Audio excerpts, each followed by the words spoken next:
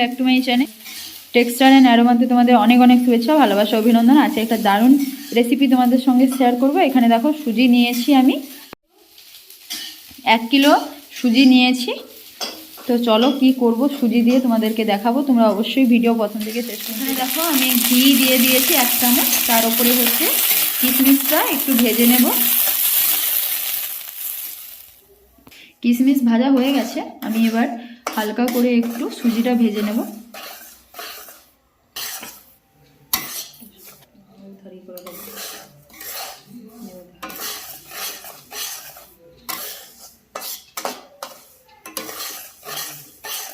এখানে আমি 2 চামচের মতন ঘি দিয়েছি, দিয়ে হচ্ছে ভেজে নিচ্ছি সুজিটা, লাল লাল করে ভেজে নিচ্ছি। দেখো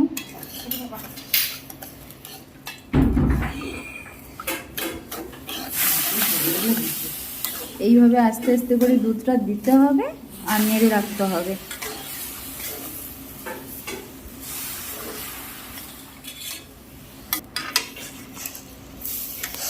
অল্প অল্প করে দুধ দিতে হবে আর নেড়ে রাখতে হবে। এই যে আমি অল্প অল্প করে দুধ দিয়েছি আর নেড়ে নিচ্ছি।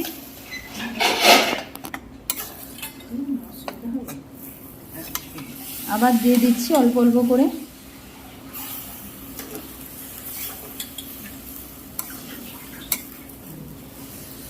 এখানে আমি 500 দুধ নিয়েছি, এই পুরো দুধটা কিন্তু এখানে দেব অল্প অল্প করে।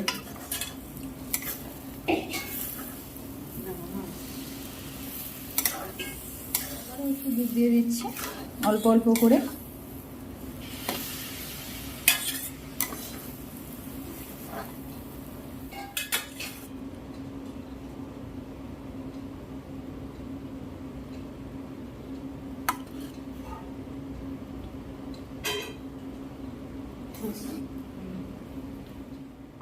এখানে স্বাদ অনুযায়ী চিনি দিয়ে দিচ্ছি, তোমরা যেমন মিষ্টি খাবে সেই অনুযায়ী দিয়ে দেবে।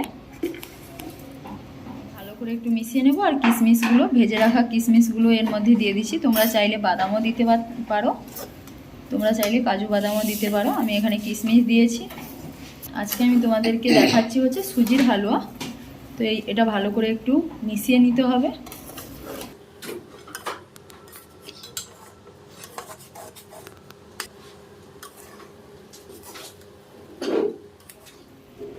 সুজির হালুয়া হয়ে গেছে, রেডি হয়ে গেছে। আমি তোমাদের গার্নিশ করে দেখাচ্ছি কেমন হয়েছে রেসিপি।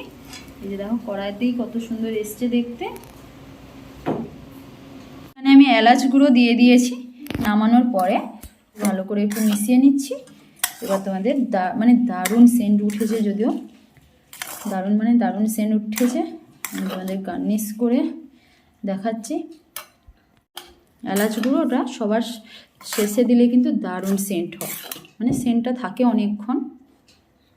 গার্নিশ করে দিয়েছি, কেমন এসছে তোমরা দেখতেই পাচ্ছ সুজির হালুয়া রেসিপি। তো যদি ভালো লাগে এই রেসিপি তাহলে অবশ্যই একটু লাইক করো, শেয়ার করো, সাবস্ক্রাইব করো, আর পাশে থাকা বেল আইকন বাটনে ক্লিক করে নিও, তাহলে আমার ভিডিও সবার প্রথম তোমাদের কাছে পৌঁছাবে। যে দেখো কত সুন্দর দেখতে এসছে, খেতেও খুব টেস্টফুল।